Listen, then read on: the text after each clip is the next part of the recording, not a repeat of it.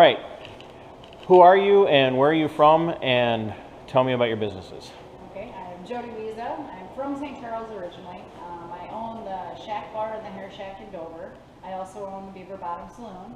Here in Fountain, I own the Dover Detour LLC and the 98 Main Street LLC, which are rental companies. So I own 2 bars, 2 hair salons, and rental companies.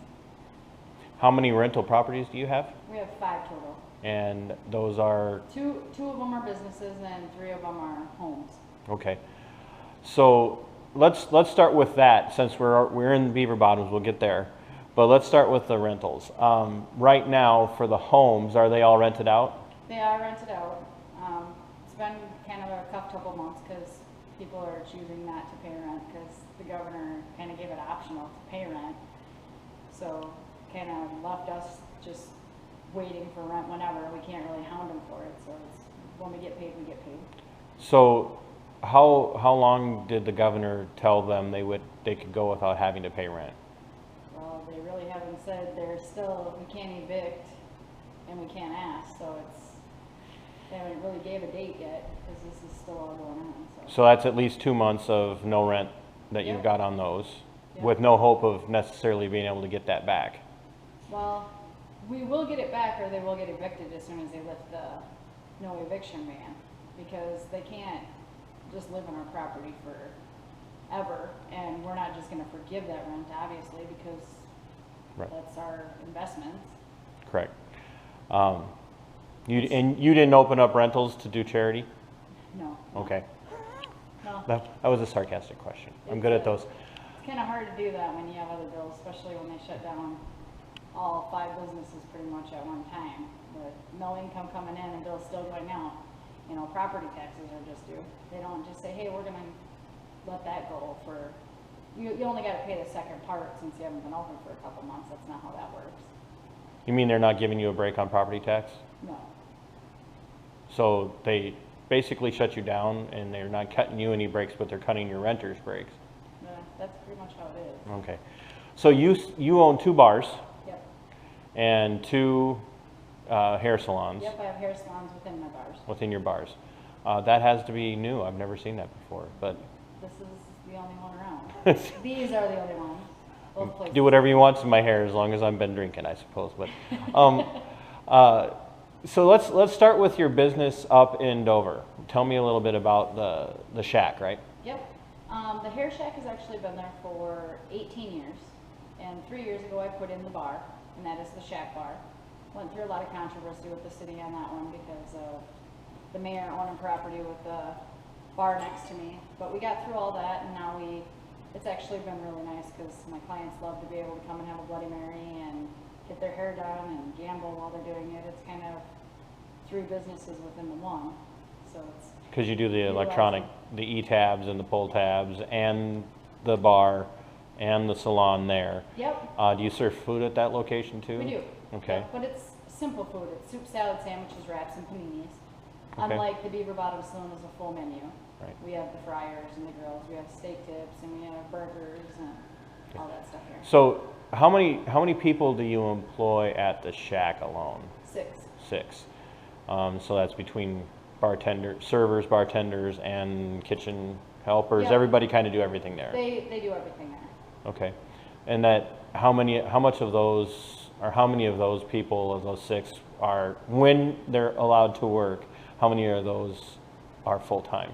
I have 2 full-time. 2 full-time? Yep. Okay. So all of the people that you had working for you up there right now are without jobs? Yep. And they're on the unemployment? Yep, I have a couple that work at Mayo too, so they're still working at Mayo. Okay. But their second job to make ends meet, they don't get to do that. Okay. And how long have you had the shack open? 18 years for the hair salon part. Well, 19 years now, Okay. and then 3 years for the bar. Okay. So this isn't just some new passing fancy for you. This is something you've been doing for a long time. Yep. So that brings us here to Fountain. So Yep. you're not from Fountain. Nope, nowhere around Fountain. You're not from Fountain. How did you end up deciding to open the Beaver Bottom Saloon? Well, I was going to buy Johnny's down in Alba, and that fell through, so I started talking with Mike from Breweries here, and ended up purchasing the old bent wrench from him. and we converted it into a really nice bar where we can do big concerts. We have some really big events coming up. We have Saving Able and Relax. Last year we had Black Hawk, and we have a bunch more that we want to do here, but with everything going on, we can't really sign in anything. So earlier, when we were walking around, you showed me the concert venue outside. You said that right now you can easily fit comfortably well over 1,000 people out there. That's a big night for a town like Fountain. It is, but it's a lot of fun. Right. And it's bringing something new and different. Where, like, even Rochester, they don't get the big bands like they used to. Right. So it's kind of nice to be able to do that. Right. That's generally what I want to do here in Fountain. Yep. And that's good for a town like Fountain. So you have a bike trail here in town, which connects to the larger system. So you get we have a really awesome brewery right down the street. Yep, the Karst Brewery. Yep. And so, speaking of which, do you sell any other stuff? We can't, because they actually just expanded, and before they expanded, they didn't make enough of it to be able to keep their own supply up. And so, but it's really nice because we have the liquor part, we have the food part, and they have their craft beers, which is awesome. Right. Their new expansion was really good. I feel really bad for them, what they're going through, because they just expanded and spent a ton of money. Yeah. And nobody knows what this is going to bring. Right. This has been a really big hardship on everybody. Bars, restaurants, and hair salons for sure.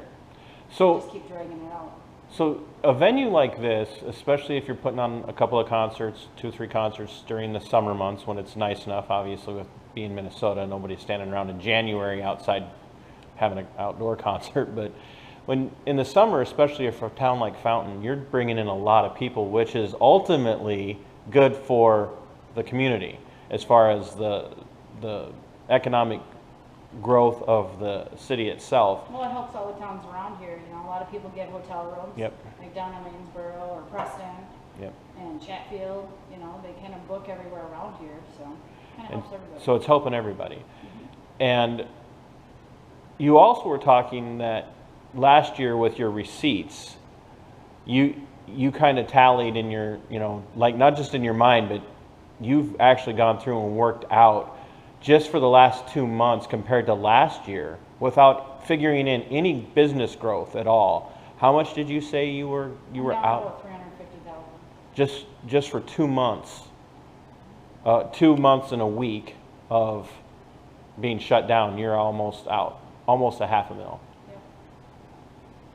That I'll never see again. And ultimately, it's going to cost you even more because, as we were talking and you brought up, it's not just the lost receipts, it's also going to be an uptick in your unemployment insurance expenditures. Well, you got our insurance alone, just for dram shopping, between the 2 bars was over $20,000, and we're not going to see any of that money back. Dover was nice enough at for our liquor license, they gave us $250 back because we aren't able to use our on-sale license. Off of how much? It was $18.50 was our liquor license for last year, so they gave us $250 back for not using our on-sale license, which seems ridiculous, but you know what? Something's better than nothing.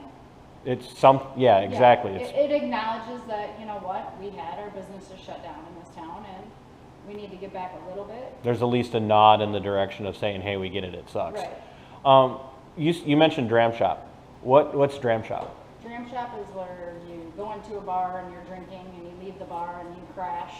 It covers the bar for being liable for your accident. Covers the staff and the owners and what. Oh, okay. And that's how much did you say that is every month or every year? Well, I paid $12,000 for the beaver and $9,000 for the shack. And that's in a year. And that's just to cover that. That doesn't cover anything else. That's not covering any other insurance. Okay. That's not covering personal property. That's not covering nothing. And they don't gut you a break because you're not open? No, not yet. And I'm pretty sure they won't, because I've talked to the insurance companies about being shut down, because you take out all these extra policies, and of course the virus shutdown is not included in your policy, so that's just a loss. one of the things that happened is we had just gotten our shipment in on Monday, and they closed us on Wednesday. So we burned about $2,000 worth of food that was basically Perishable it was food. shot because Stuff you couldn't freeze. yeah, the stuff we couldn't freeze, we couldn't go through. As you just noticed being in here, I had my beer guy come in because we haven't been open here at the Beaver, and well, I have a bunch of expired beer. Well, that's pretty much a loss. Right. So. Because the argument could be, depending on how they wanted to handle it, well, we're not going to eat it either. Exactly. If they want it, It's a chain event when things happen. So it's not just affecting you, and it's not just affecting your staff, it's affecting the town. Well, it's affecting everybody we do business and with. everybody you do business with as well. You know, like one of the things with Cisco, you know, I know a lot of bar owners and restaurant owners, and what they're finding now is you're going to find a lot of people are putting a COVID fee on their receipts because the food price went up so much because they're not getting what they need through Cisco. So they're subbing out, and it's like $3 to $5 more per case of whatever item they're out of, and the restaurant has to pay that, but it's not being pushed onto the consumer yet. So now they're putting on a COVID fee on a lot of receipts. Right. So it's a little bit like when the government arbitrarily steps in and says, "Oh, by the way, we're now going to tell you have to pay your staff $15 an hour as opposed to $9 an hour." Right. You're not going to just absorb that, and a food distributor is not going to just absorb that, and they're certainly going to pass it on to their retail establishments. So that establishment's going to have to pass it on to the customer. Well, you have to, because your margins are anywhere from a 9 to 11% in the food industry. Right. But who's going to take it? We can't afford to as a business, or we won't be open. Jody, you'd said One of the things with a lot of these places that are doing to-go orders and stuff too, we did it for a couple weeks here at Beaver, and it didn't actually pan out because when you think of the food that you're going through versus what you normally would go through, you can't. There's no regulation, and with the fluctuation of food going up, we were losing money. Plus, you got to think of when you're doing to-goes, people don't take into consideration your to-go containers, your silverware, your condiment packets. Anything that you put in a package that wouldn't normally go to the tables, you have to pay extra out of your pocket. You're not making any more off what you're selling. because you're not charging them for that stuff. Right. And how do you charge for a to-go order? Right. You know, but all honesty, you're losing an extra 75 cents or $1 just for that to-go order to go out your door. You know, and people don't think of those little costs, but those little costs are actually really big costs and detrimental to a business that is, profit margins are so low. One of the things that you said that intrigued me, and so we're kind of giving it away that we've been talking for a while. So, but one of the things that you said that intrigued me was that you respect the businesses that have been able to say, you know what, to heck with it, I'm going to stay open, because they're making a decision. But for some of them, it's really not all that difficult because they don't have to run the risk of losing their licenses, whether it be for hairdressing or for food service or their alcohol license or anything like that. And so we mentioned briefly Chris from Chris Schiffler, from Shady, who has several locations like you do. And, he's getting personal phone calls literally from the Attorney General making threats. They filed a preemptive lawsuit against him. Oh, off of our tax payment? Off our tax. Really great. Yeah. And you were using that kind of as a launching point to say, yeah, great, I would love to be able to challenge them, but they can literally crush me, is basically what you were saying. I myself, I hold 7 state licensures. So if I was to open up my door and they pull one of your state licenses, they're pulling all of them. So what you're saying is if you decided you were going to open up here tomorrow in defiance of the order, you're not going to just lose this license. You're going to lose the license for the shack plus both hair places. I'm going to lose my entire livelihood, and I'm going to get fined $25,000 a day for each establishment that you open. Right. And where do you draw the line with that? Yes. In the end, you might win. Is it worth the risk? Right. Well, That's where I know right now, financially, yes, I'm losing my hind end. And it's not a very fun place to be, and it does piss me off, I'm not going to lie, because this is all about control at this point, and when you have somebody else controlling your life that you've worked really hard to have, and I've invested my entire life into my businesses, obviously, and I get zero say. I never thought a person in my place with 5 businesses and having them all shut down within a week could ever happen to me. I never thought I would have that instability, especially being a hairdresser, because being a hairdresser is not just a hairdresser. That is one of the things that is very essential, not just to do people's hair, but an emotional standpoint for a lot of people. So it irritates me that somebody can define a line on what's essential and what's not. When I know for a fact I've saved a lot of lives as a hairdresser, people that were gonna go commit suicide, came and got their hair done, couldn't go home and follow through because of the conversation we had. Is that essential? Because at this point in life, there's a lot of people that suicide is an option for them. And their lives are in a really tough spot. And when they can go to the beauty shop and feel a little bit better about themselves, that's the boost to get them through. To the And a Bloody next day. Mary doesn't hurt. Very true. So you had said, look, as long as this doesn't go on for a real long time, I'm okay. I should be okay. Emotionally I'm not okay because, well, my hair, that's my passion, and my people are my passion, and obviously You care about your customers. if I own 2 bars and 2 hair salons, obviously I'm a people person, so that's been the hard part for me. Financially, I'll be okay. Do I like to watch my investment not being productive? Of course I don't. But I can hold out for a little bit. I'm not happy about the government, the way that they decided to do the PPP and all that other stuff. I don't want another loan. I don't want to put myself back further than they've already put me.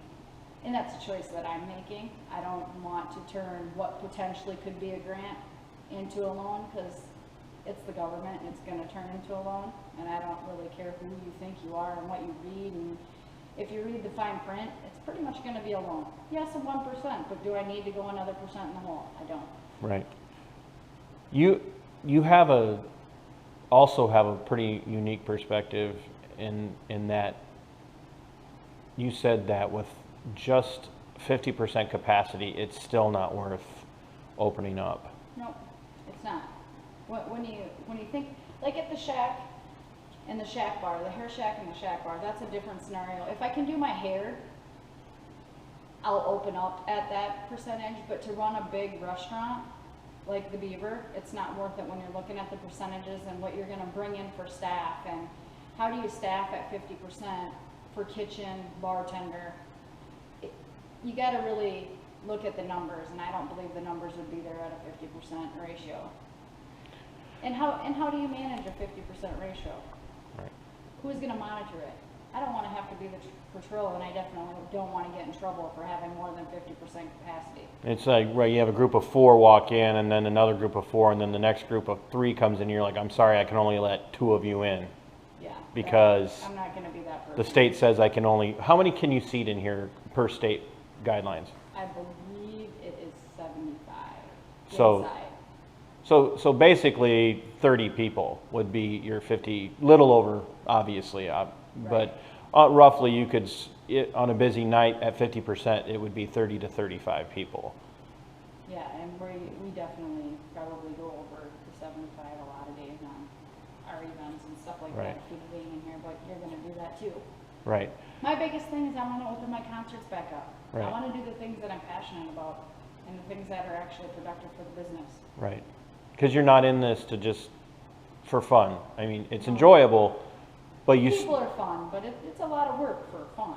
You Right. know, And you're a business owner, and no one goes into business with the idea of just doing it for the kick. They're doing it to make money. Right, breaking even's not what you really want to do.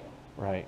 And going in the hole is definitely not what we try to do. So I'm going to ask a couple more questions, and one of them is going to be about staffing, because you had mentioned that right now, it could be, if they're going to continue, if the state, to use that terminology, if the state's going to continue to offer, basically, how much is it a week for unemployment? Well, they get the extra $600, and most So of my it's- staff is now making $1,100 to be off A week. a week. So you've got people that are getting paid to sit at home. It's going to be really hard to convince them to come back to work and not make that much money. Well, I hope the state, as soon as the business opened up and the people were employed there, they shut off their unemployment. That's the only way they're gonna get them back to work. And that's not meant to be mean. It's not meant to be mean, I would never say that, but Right. why would you wanna go to work when What- you're getting $1,100 to sit home? Why would you wanna go make less? So to some degree, if you're thinking about this from a logical perspective, it's almost like the government's made a decision to pit the employee and the employer against each other and say, hey, look, we'll pay you to stay home while we shut your employer down.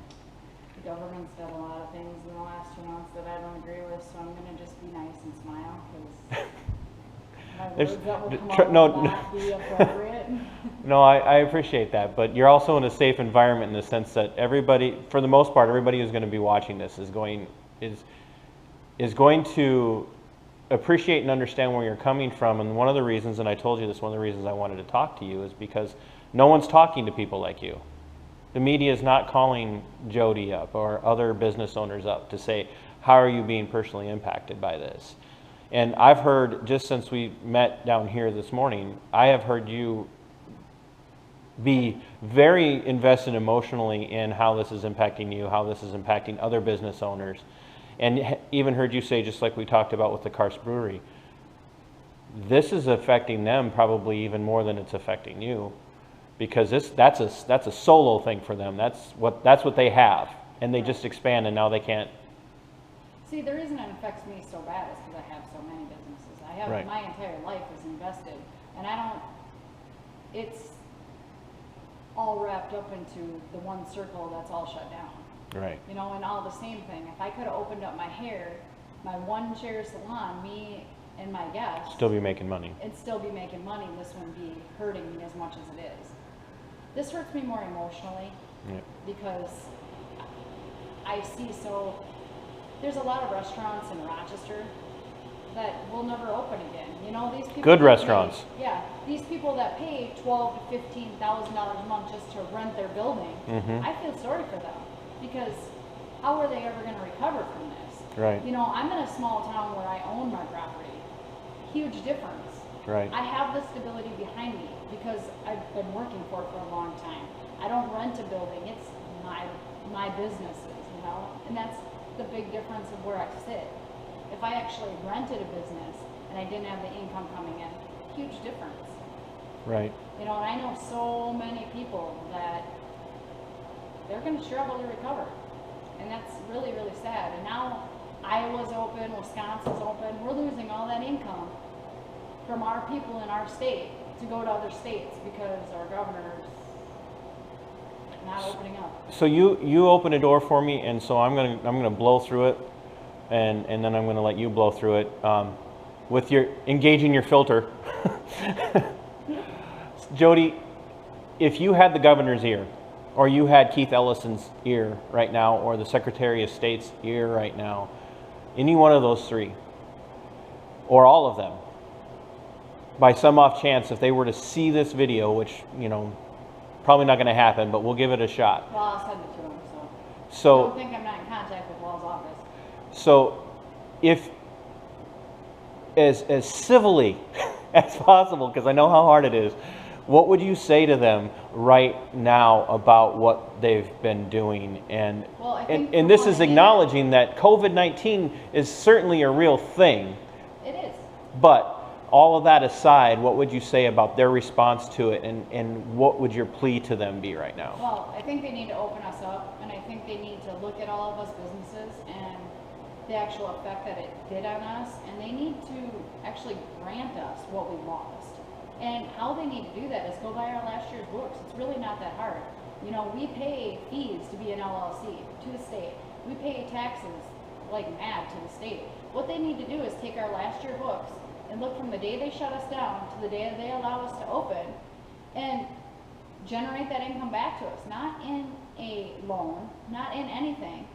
The PPP, fine, when we bring our staff back, that's fine, that's what that's engaged for, but the money that we lost, that's a loss we'll never see again, and I think they need to look at that as individual businesses, not be granting the PPP to people that really don't need it, like Ruth Chris, yes, they gave the money back, but those are companies that they shouldn't have even looked at. That was a small business loan that they should have did. It should have been small business of 100 and less, not these big corporations.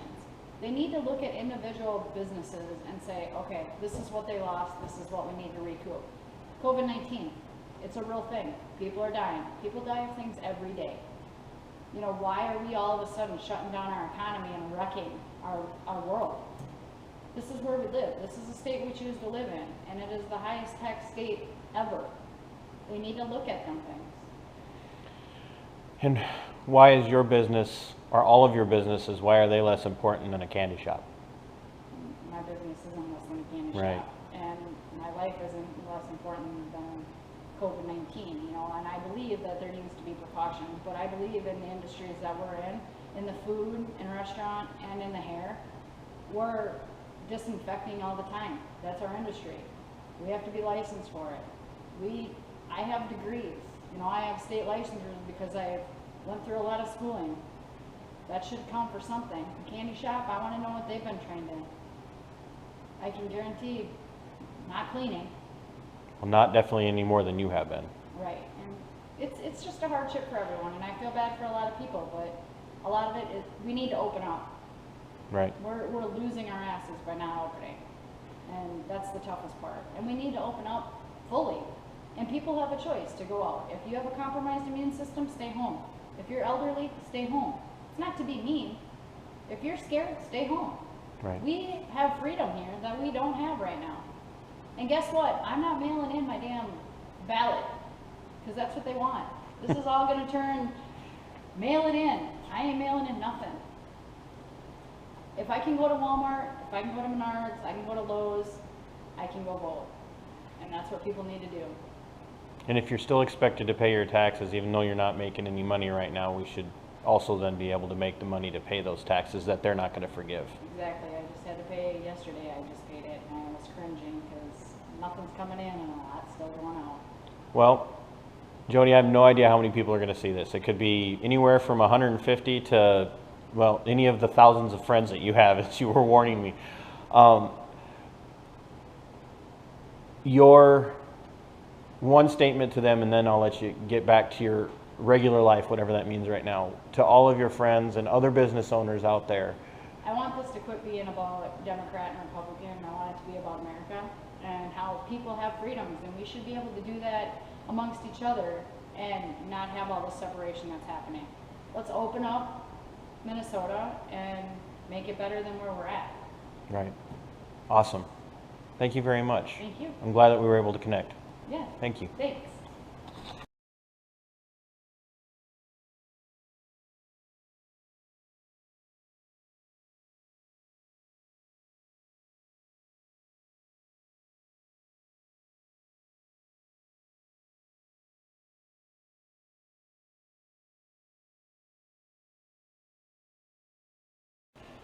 As always, thanks for watching the video. Thanks for being open-minded. Thanks for listening. I would ask that over here in the corner, somewhere